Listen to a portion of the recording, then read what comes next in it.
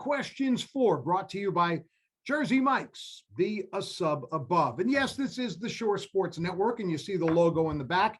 And the gentleman I'm talking to is a sports figure. He's the head girls basketball coach at Central Regional High School, also assistant coach for both the boys and girls volleyball teams, of which we're not going to talk about at all. He is Dan Torsiello, whose really full-time job is he's a history teacher at Central Regional High School. And we're going to really talk about a project today that he has taken on, which is, you know, I kind of came up with this, Dan. I would normally introduce you as teacher, coach. Now I'm going to go teacher, coach, and humanitarian, not to embarrass you. But last summer, you took a rather interesting trip. I mean, I went to the Outer Banks in North Carolina. You went to the Democratic Republic of the Congo, which is also called the DR Congo or just the Congo. It's in Central Africa. And what your purpose was originally, you still achieved, but it sort of ended up morphing into something else. So take us back to last summer.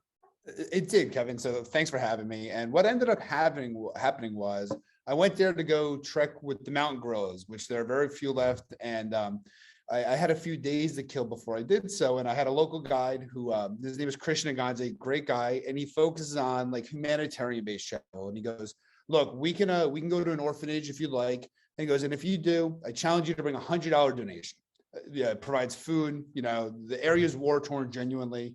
And I said, all right, I'm in. And I shout out to some friends and I go, hey, I'm going to bring $100. Can you guys chip in 20? $100 became $1,400. One orphanage became 3 orphanages, and a small donation became almost 3,000 pounds of food. And it was just this like life-changing kind of moment to see these children who are battling through against odds of no creation of their own.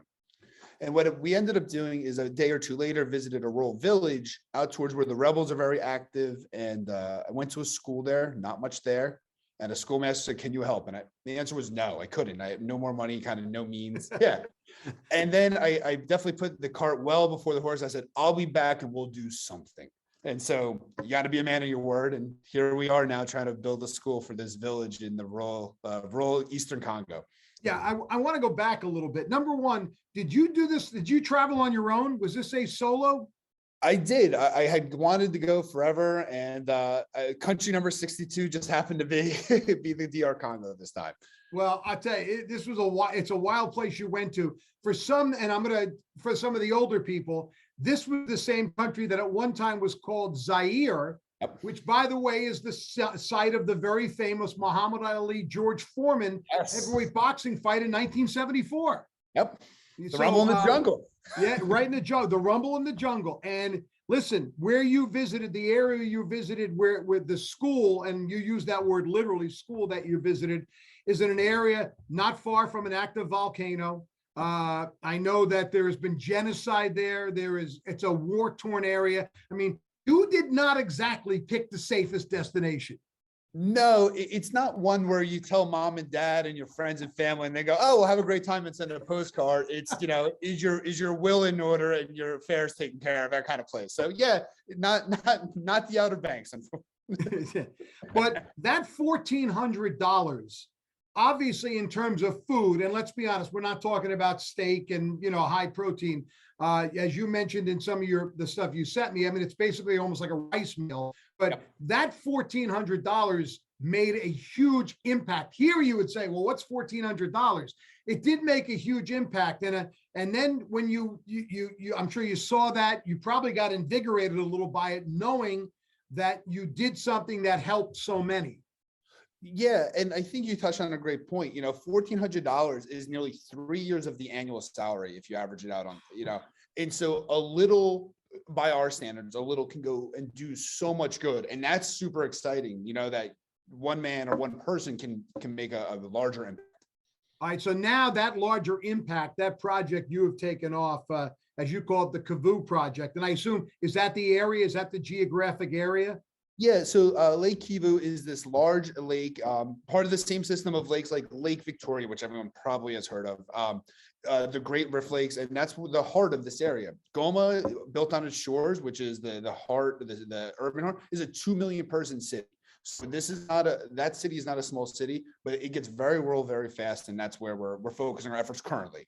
Okay, yeah. So Goma is right on the eastern part of what you would almost call Africa, right? If you looked on a map. Yeah, if you Yeah. can find Rwanda and Uganda, you can find Yeah. Goma right there. And you mentioned the genocide. It's the spillover from the Rwanda genocide. 25 years later, we're still Yeah. battling those fallouts. Yeah, still has a devastating impact. All right, so you decide that, you're almost, can you build a school? Yeah, sure, I can build a school. Now you're not building Central Regional High School. No. Tell me what exactly I know you've had plans and everything drawn up. So what are you building? So what we're doing is we're trying to replace, and we said school, and it's a school technically, but in reality, it's clapboard, corrugated metal, and kind of a lean-to structure. We're going to be replacing that with 6 classrooms, 2 offices attached to them, and then a separate building that has 4 toilets. Now, not running water toilets, it's just not available, but long drops, sanitation, just well-built things that will last beyond what they currently have.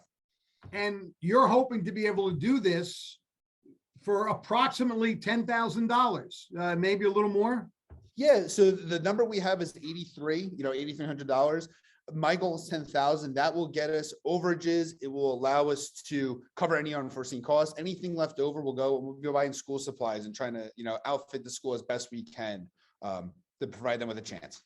And really the goal is to be able to raise that money. And then you would like to go to DR Congo in November during what is the teachers convention and actually bring this thing to fruition. Yeah, it takes about a month. That's the time estimate we have. So it will start before. Okay. Christian and I remain very much in touch. Every few days we speak just to check in. And he actually had his wedding this past weekend. And when we'll go, we'll be kind of putting the finishing touches on it, opening the school with some local village leaders, and just kind of seeing it all done. And that's going to be a special moment when it is there. All right, so this is obviously a grassroots effort. It's not one of those where you're expecting big corporations to write a check, although you certainly wouldn't be offended by that. But you have set up a GoFundMe account. You have a website which is simply the KIVU, that's KIVU project.org. You've set up a GoFundMe account. There's been a couple of fundraisers. You have one coming up. You have an ice cream fundraiser coming up on May 17th, close to, especially for people who live in Berkeley Township. Yep. Miss Mindy's down on Route 9 from 4 to 9. I'll be there. Super excited. She reached out to me, just said, hey, I'm interested in helping you out. We can do this. They said yes. And you really said it's grassroots. It's me asking and begging and just kind of saying, this means something to me. I hope this will be part of something you'd like to join in on. And it just, $20, $5, $10. It all adds up over time, and it's special. Yeah, the fundraiser is Tuesday, May 17th from 4 to 9. That's at Miss Mindy's on Route 9 in Bayville. The GoFundMe, and as I said to you before we started recording, sometimes directing people to GoFundMe is a little bit convoluted. There's numbers involved. The simplest way to do is to go to the website, thekivuproject.org, and there's a donate button right there in which you can make a donation. I went on your GoFundMe page a little earlier today. You're about halfway there. Yep. And I've looked, and there are $5 donations. I mean, it really is. There's no sometimes you hate that line. There's no donation too small. In this case, there is no donation too small. No, there truly is. Like we were just talking about in class an hour or so ago. $5 is nearly a week's salary. And so for the cost of, everyone goes to it, your Starbucks order, which it's not wrong, you give a week's and you make a big impact right away. And everything's momentum, right? It's all about keeping momentum going and in the right direction. I know you've gotten a lot of support from the school district, your fellow teachers. By the way, 2 days ago was Teachers Appreciation Day. So I'm going to let you know I appreciate what you do and what you're doing. You are not the first teacher that's done more than just teach his kids in the classroom. You are leading by example. You teach history. I know you teach African history as well. So clearly you are getting you bring back firsthand knowledge to your students that is invaluable.